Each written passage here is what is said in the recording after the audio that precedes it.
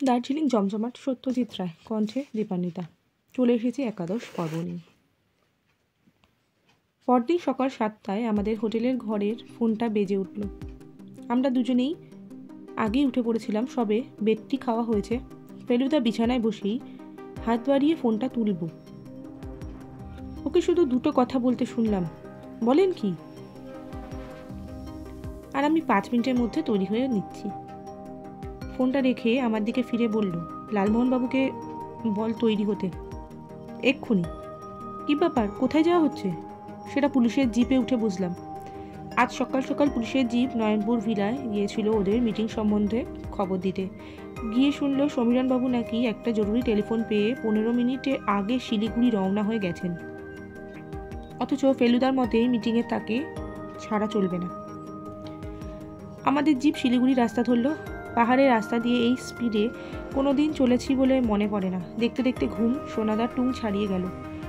তবু ভাগ্যি ভালো এখনও অবধি তেমন কুয়াশা পাইনি, নইলে জিপের স্পিড তোলা যেত না। অসম্ভব তুখোর ড্রাইভার, তাই 45 মিনিটের রাস্তা আধ ঘন্টায় পেরিয়ে গেল। শাহ অবশ্যই কার্শিয়াং আর শিলিগুড়িতেও খবর পাঠিয়ে দিয়েছিলেন যাতে সমীরণবাবুর গাড়ি তারা আটকায়, কিন্তু ট্যাক্সির নম্বরটা দেওয়া সম্ভব হয়নি। সেটা বার করতে গেলে বেশ কিছুটা সময় নষ্ট হয়ে যেত। কার্শিয়াং পর্যন্ত গিয়েও সমীরণবাবুর ট্যাক্সির কোনো পাত্তা পাওয়া গেল না। শাহ ড্রাইভারকে বললেন, এবার পাংখাবাড়ির শর্টকাটটা ধর। আমাদের দুটো জিপ ছিল, একটা সাধারণ রাস্তা দিয়ে গেল আর অন্য যাতে আমরা রয়েছি সেটা শর্টকাটটা ধরল। পাংখাবাড়ির রাস্তা যে কি ভয়ানক পেঁচালো সেটা যে না দেখেছে তাকে বোঝানো অসম্ভব।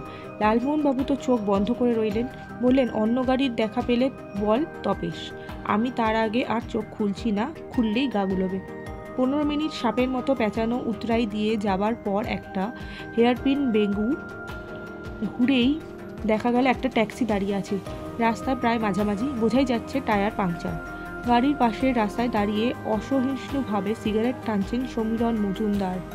আমাদের জিপ দেখেই ভদ্রলোক কেমন যেন হকচকিয়ে তটস্থ হয়ে পড়লেন। আমরা সকলেই গাড়ি থেকে নামলাম। ফেলুদা আর সাহা এগিয়ে গেল সমীরণবাবুর দিকে। ভদ্রলোকের মুখ ফ্যাকাশে হয়ে গেছে। কি ব্যাপার? কিছুই না, বলল ফেলুদা। হয়েছে কি? আপনি যে মিটিংটা অ্যাটেন্ড করতে যাচ্ছেন কলকাতা, তার চেয়েও ঢের জরুরি মিটিং রয়েছে আজই সকাল 10টায় আপনাদের নয়নপুর ভিলাতে। সেখানে আপনার থাকা একান্তই প্রয়োজন। অতএব আর বাক্য ব্যয় না করে আপনার ট্যাক্সির ভাড়া মিটিয়ে দিয়ে উঠে পড়ুন আমাদের জিপে। সঙ্গে আপনার সুটকেসটা অবশ্যই নেওয়া চাই। 3 মিনিটের মধ্যে আমরা আবার রওনা হলাম উল্টো মুখে। পথে কোনো কথা হলো না। ফেলুদা চুপ, সাহা চুপ, সমীরণবাবুও চুপ। নয়নপুর ভিলা যখন পৌঁছলাম তখন 9:45। বাড়ির ভিতর ঢুকে ফেলুদা সমীরণবাবুকে বলল, আপনার লোকনাথ বিহারা যখন আর নেই তখন আপনার অন্য চাকর বাহাদুরকে বলুন কফি বুক করতে, অন্তত 12 কাপ। আমরা বৈঠকখানায় গিয়ে বসলাম। পাশের ঘর থেকে আরও চেয়ার এনে রাখা হয়েছে, সবাই যাতে বসতে পারে। কফি আসার সঙ্গে সঙ্গে এভারেস্ট হোটেলের দলও চলে এলো। পুলক ঘোষাল একটু অবাক হয়েই জিজ্ঞাসা করলো, ব্যাপার কি লালুদা? লালমোহনবাবু বললেন, তুমি যেই তিমিরে আমিও সেই তিমিরে। তবে যতদূর জানি রহস্যে আলোকপাতের জন্যই এই মিটিংয়ের ব্যবস্থা। আলোক সম্পাদ করতে কি শ্রী প্রদোষ মিত্র? আমাদের শুটিং আবার চালু করতে পারবো তো? সে তো ভাই বলতে পারবো না, কিছুক্ষণের মধ্যেই জানতে পারবে। দুগ্গা 12 বছর এ লাইনে আছি, 17খানা ছবি ডাইরেক্ট করেছি, কিন্তু এ হুজ্জুতে পড়িনি কখনো। পুলক ঘোষালের কাচুমাচু ভাব দেখে আমার মায়া হলো। 56 লাখ খরচ হবার কথা ছবিটাতে, সেটা এখন বেড়ে গিয়ে কোথায় দাঁড়াবে কে জানে। সবাই চেয়ার বেছে নিয়ে বসে পড়ল। সকলেরই অস্বস্তি ভাব। আমি একবার সকলের উপর চোখ বুলিয়ে নিলাম।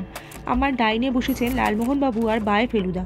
ফেলুদার পরে পরপর গোল হয়ে বসেছেন ইন্সপেক্টর সাহা, সমীরণবাবু, রজতবাবু, পুলক ঘোষাল, মহাদেব বর্মা, রাজেন্দ্র রায়না আর ক্যামেরাম্যান সুবেদ ঘোষ। এছাড়া ঘরে দাঁড়িয়ে আছে নেপালি চাকর বাহাদুর, রান্নার লোক জগদীশ আর 4 জন কনস্টেবল। 4 জনই রয়েছেন ঘরের দরজার মুখটাতে। আমাদের কফি খাওয়া শেষ হলো।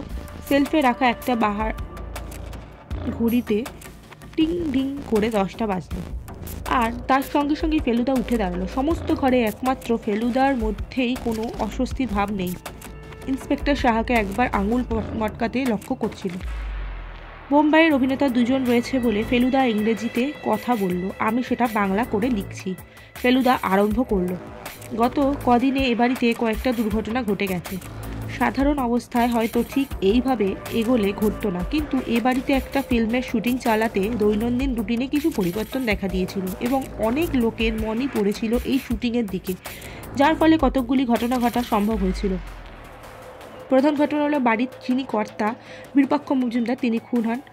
আমি নিজে একজন প্রাইভেট ইনভেস্টিগেটর। আমার কাছে হত্যাটা খুব রহস্যজনক বলে মনে হচ্ছিল। খুনের প্রধান উদ্দেশ্য যদি মূল্যবান জিনিস চুরি হয়ে থাকে, তাহলে লোকনাথ বেয়ারার উপর সন্দেহ পড়াটা খুব স্বাভাবিক, কারণ সে খুনের পর থেকেই উধাও হয়ে গিয়েছিল। কিন্তু আমার মন এটা মানতে চাইছিল না। কেন, সেটা ক্রমে প্রকাশ করছি। প্রথমে যিনি খুন হয়েছিলেন তাকে জড়িয়ে দুটো ঘটনা আমি আপনাদের বলতে চাই। একটা ঘটনা ঘটে যখন তিনি কলকাতার বেঙ্গল ব্যাংকের ম্যানেজিং ডিরেক্টর ছিলেন। ব্যাংকের অ্যাকাউন্টস ডিপার্টমেন্টের একটি তরুণ কর্মচারী নাম ভি বালাপড়িয়া তহবিল তছরূপ করে প্রায় 1.5 লাখ টাকা হাত করে বেপাত্তা হয়ে যায়। আজ পর্যন্ত তার কোনো সন্ধান পাওয়া যায়নি। দ্বিতীয় ঘটনা ঘটে মধ্যপ্রদেশের নীলকণ্ঠপুরে। ওখানকার রাজা পৃথ্বী সিংয়ের দ্বারা আমন্ত্রিত হয়ে বিরূপাক্ষ মজুমদার সেখানে যান বাঘ শিকার করতে। সেখানে জঙ্গলে ঝোপের পিছনে বাঘ ভেবে তিনি একটি মানুষের ওপর গুলি চালান। তার ফলে সেই মানুষের মৃত্যু হয়। যিনি মরেন তিনি ছিলেন বাঙালি, নাম সুধীর ব্রহ্ম। ব্রহ্ম নীলকণ্ঠপুর রাজ কলেজের ইতিহাসের অধ্যাপক ছিলেন। তার একটি শখ ছিল, সেটা হলো কবিরাজি, গাছগাছরা সংগ্রহ করা। এই কাজ করতেই তিনি জঙ্গলে গিয়েছিলেন এবং এই জন্যই তার মৃত্যু হয়। এই হত্যার খবর যাতে সম্পূর্ণ গোপন থাকে তার জন্য পৃথ্বী সিং অনেক টাকা খরচা করতে হয়। যিনি মারা গিয়েছিলেন সেই সুধীর ব্রহ্মের একটি ছেলে ছিল, নাম রমেন ব্রহ্ম। স্বভাবতই রমেন ব্রহ্ম এই ঘটনায় খুবই বিচলিত হয়ে পড়েন। যখন তার বয়স ছিল 16, তিনি প্রতিজ্ঞা করেন যে বড় হয়ে তিনি এই অন্যায়ের প্রতিশোধ নেবেন।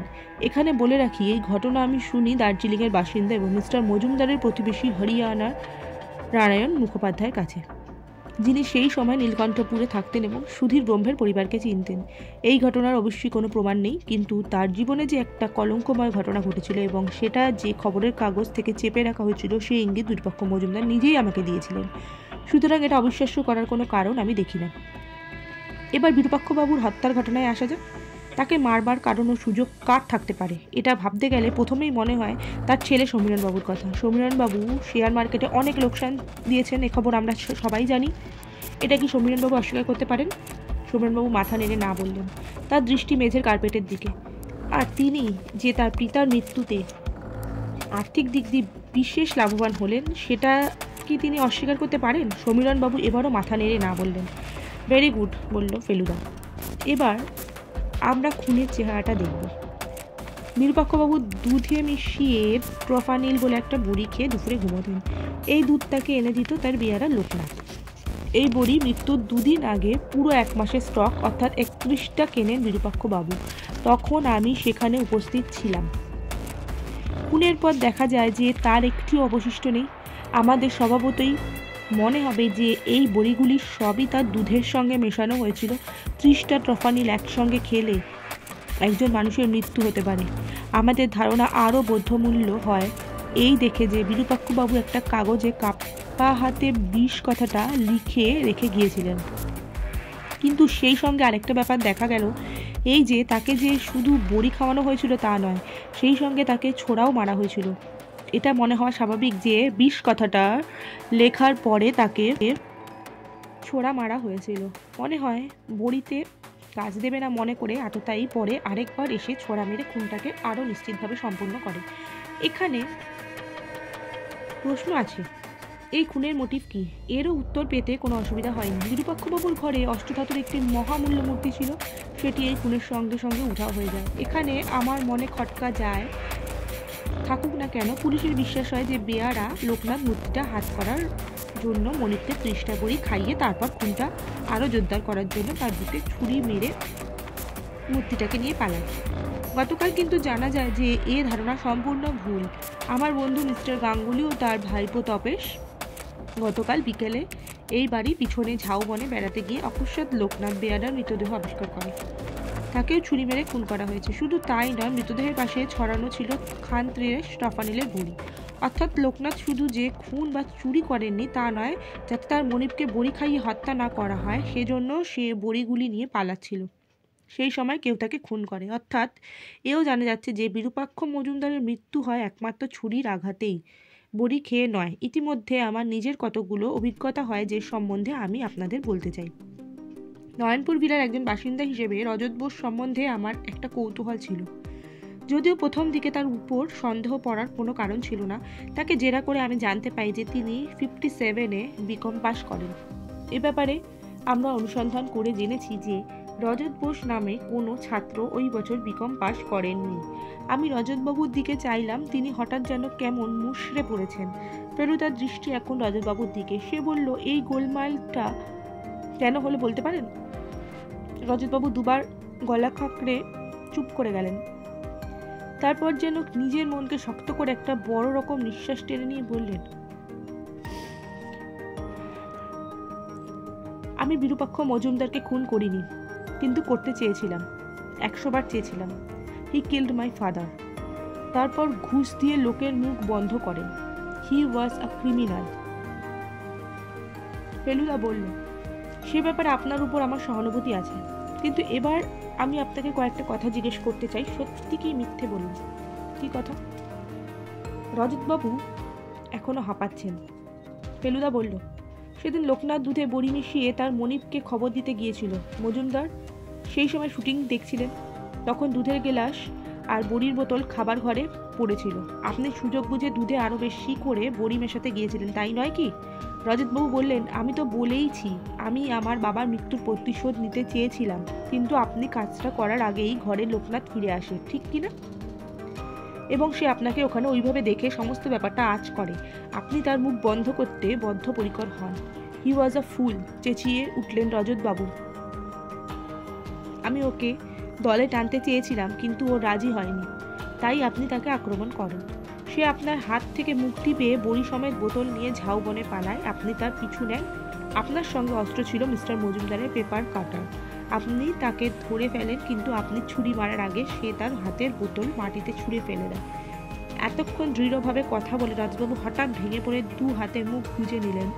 2জন কনস্টেবল তার দিকে এগিয়ে গেল।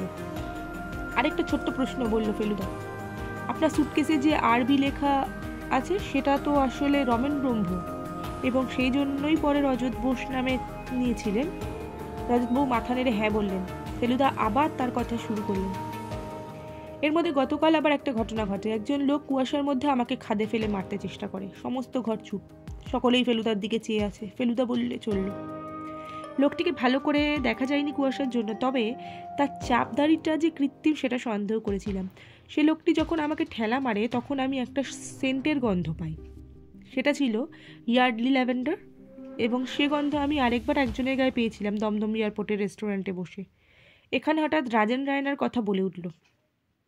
আমি নিজেই ইয়ার্ডলি ল্যাভেন্ডার ব্যবহার করি, কিন্তু মিস্টার মিত্তির যদি বলেন যে আমি ছাড়া সে সেন্ট কেউ ব্যবহার করে না, তাহলে তিনি অত্যন্ত ভুল করবেন। ফেলুদার ঠোঁটের কোণে হাসি। আপনি যে একথা বলবেন তা আমি জানতাম, বলল ফেলুদা, কিন্তু আমার কথা বলা তো এখনো শেষ হয়নি মিস্টার রায়না। বলুন, কি বলবেন? ফেলুদা এবার সাহার কাছ থেকে একটা পোর্টফোলিও নিয়ে তার ভিতর থেকে একটা খাম বার করল, আর সেই সঙ্গে একটা বাঁধানো ছবি। এটা সেই বেঙ্গল ব্যাংকের গ্রুপ ফটো। এই গ্রুপ ছবিটার কথা কি আপনার মনে আছে mister Raina? I have never seen it before. কিন্তু এতে যে আপনি নিজে উপস্থিত রয়েছেন, মানে? এইবার ফেলুদা খাম থেকে একটা ছবি বার করল। এটা একটা মুখের এনলার্জমেন্ট। এই ছবিটার ওপর আমার একটু কলম চালাতে হয়েছে, বলল ফেলুদা, কারণ তখন আপনার দাড়ি ছিল না, এখন হয়েছে। দেখুন তো একে চিনতে পারেন কিনা? এটা বেঙ্গল ব্যাংকের অ্যাকাউন্টস ডিপার্টমেন্টের ভি বালা পরিয়ার। রায়না আর হাতে নিয়ে ছবিটা দেখল না।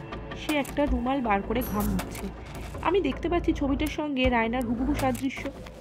যার বাড়িতে আপনার শুটিং হবে তিনি যে আপনার এককালের বস, এবং তিনি যে আপনাকে চিনে ফেলবেন, এটা আপনি কি করে জানবেন? আর একবার যদি সত্য কথা প্রকাশ পেয়ে যায়, তাহলে সেই কলঙ্কের চাপে আপনার ফিল্ম ক্যারিয়ারের কী দশা হবে সেটা তো আপনি বুঝতেই পারছিলেন। মিস্টার মজুমদার আপনাকে জানিয়েছিলেন যে তিনি আপনাকে চিনতে পেরেছিলেন। আপনি অস্বীকার করেন। তাতে তিনি বলেন, ইউ আর আ লায়ার।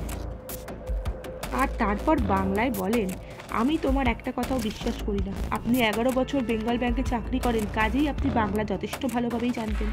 আর ফুলের সুযোগের কথাই যদি হয়, তাহলে লাঞ্চের সময় 45 মিনিট কাজ বন্ধ ছিল। সেই ফাঁকে মিস্টার মজুমদারের ঘরে যাওয়া আপনার সম্ভব ছিল। আর মিস্টার মজুমদার যখন আপনাদের তার বালগোপালকে দেখাতে নিয়ে যান, তখন তার পাশেই যে একটি ভুজালি রয়েছে সেটা নিশ্চয়ই আপনার দৃষ্টি এড়ায়নি। সাহা এবার রায়নার দিকে রওনা দিলেন। পুলক ঘোষাল মাথায় হাত দিয়ে বসে আছেন। তার মনের কি অবস্থা সেটা আমি বেশ বুঝতে পারছি। লালমোহনবাবু এবার আমার দিকে ঝুঁকে পড়ে ফিস করে বললেন, কিন্তু মজুমদার, বিষ কথাটা কেন লিখলেন? লালমোহনবাবুর কথা শেষ হলো না, কারণ ফেলুদা আবার মুখ খুলেছে। সে বলল, আমি আরও বলছি মিস্টার রায়না, মিস্টার মজুমদারকে যখন আপনি খুন করতে যান তখন তার ঘুম ভেঙে যায়। তিনি আপনাকে বলেছিলেন, ছুরির আঘাতের পরও তিনি কয়েক মুহূর্ত বেঁচেছিলেন, কারণ ছুরি ঠিক মোক্ষম জায়গায় লাগেনি। মিস্টার মজুমদার আপনার নামটা লিখে যেতে চেষ্টা করেছিলেন, কিন্তু পুরোটা লিখতে পারেননি। সে নামটা কি আপনি বলবেন? রায়না চুপ। আমি বলি, রায়না চুপ। আমরা খবর নিয়ে দেখেছি যে ভি বালাপড়িয়া হচ্ছে বিষ্ণুদাস বালাপড়িয়া। বিষ্ণুদাসের 20টুকু মজুমদার লিখতে পেরেছিলেন, আর পারেননি। আই এম সরি বলে ডুকরে কেঁদে উঠলেন বিষ্ণুদাস বালাপড়িয়া ওরফে রাজেন রায়না। ফেলুদা এবার সমীরণবাবুর দিকে চাইল। সমীরণবাবু বললেন, আমি তো এদের কাছে শিশু। তা বটে, বলল ফেলুদা। এবার সুটকেসটা খুলুন তো দেখি, খুলে অষ্টধাতুর বালগোপালটা বার করে দিন। বিকেলে কেভেন্টার্সের ছাতে বসে কথা উঠছিল, আমরা তিনজন আর পুলক ঘোষাল। দার্জিলিংটা বড় অপয়া জায়গা লালুদা, বললেন পুলক ঘোষাল। তার চেয়ে ভাবছি সিমলায় করব শুটিংটা। রাজেন রায়নার জায়গায় অর্জুন মেহত্রা কেমন মানাবে? দুর্দান্ত, বললেন লালমোহনবাবু। তবে আমার অংশটা বাদ পড়বে না তো? পাগল, আর নভেম্বরেই শুটিং আরম্ভ করে ফেলবো, আর ফেব্রুয়ারিতে শেষ। আরও 4খানা ছবি আছে আমার হাতে, সব 87-এর মধ্যে নামিয়ে দিতে হবে। 4খানা ছবি পর পর? তা আপনাদের আশীর্বাদে মোটামুটি চলছে ভালোই লালুদা। ফেলুদা লালমোহনবাবুর দিকে ফিরে বলল, একেও তাহলে ABCD বলা চলে, তাই না? কীরকম? চোখ কপালে তুলে জিজ্ঞেস করলেন জটায়ু। এশিয়াস বিজিয়েস্ট সিনেমার ডাইরেক্টর। তো দার্জিলিং জমজমাটের অন্তিম পর্ব, 11 পর্ব আজ এখানেই শেষ করছি।